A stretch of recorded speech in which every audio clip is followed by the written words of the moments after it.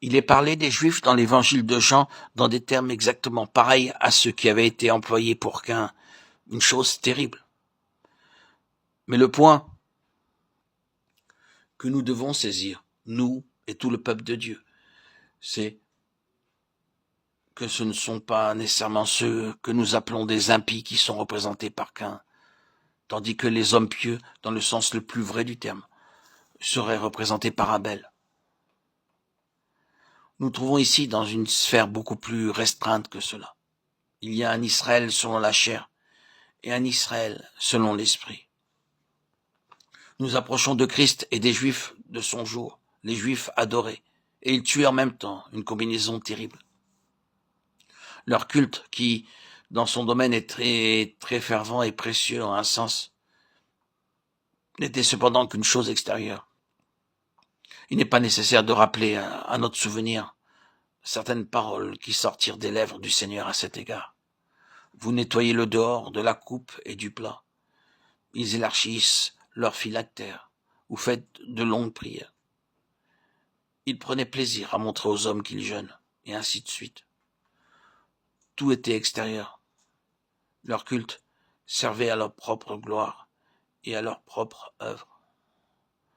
Lorsqu'ils adoraient, ils attiraient l'attention sur eux-mêmes et faisaient ainsi de leur culte une occasion de glorification personnelle. Tout était question de formes, qu'ils observaient peut-être très sincèrement, mais par lesquelles, néanmoins, ils cherchaient à tirer profit pour eux-mêmes. Leur culte tournait tout le temps sur eux-mêmes et n'était pas réellement rendu à Dieu. Ils servaient à leur propre faveur et à leur bien personnel. Ils n'avaient pas comme objet le cœur de Dieu. La satisfaction de Dieu n'était pas leur seule et unique considération. Regardons le Seigneur Jésus qui est toujours en opposition avec les Juifs, comme eux le sont à son égard. L'opposition existe, non pas dans les choses extérieures, mais bien plus profondément. Il adore, mais il adore par une vie entièrement consacrée. Plus que cela encore, il adore par une vie gouvernée par la nature même de Dieu.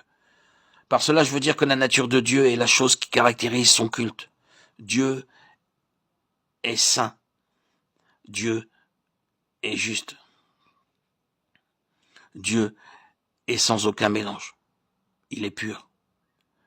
Dieu est lumière. En lui, il n'y a point de ténèbres, aucun soupçon, ni aucune suggestion d'obscurité, de nuages, de manque, de transparence. C'est ce qu'était Dieu.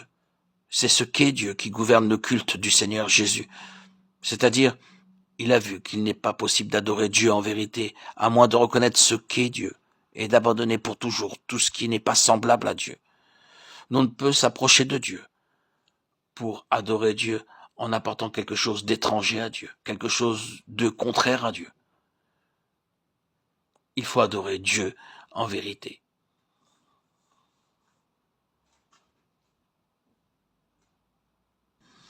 Il y a tant de choses fausses, tant de mensonges, tant de contradictions, tant de choses trompeuses et non réelles et apparentes dans notre nature humaine. Il faut nous séparer de tout cela pour être un vrai adorateur et reconnaître qu'ici, l'on ne peut pas jouer avec Dieu, l'on ne peut pas tromper Dieu, l'on ne peut pas être en communion avec Dieu tant que tout cela est encore en nous. Il nous faut être entièrement gouverné par la conscience de ce qu'est Dieu. Il nous faut donc adorer Dieu en vérité.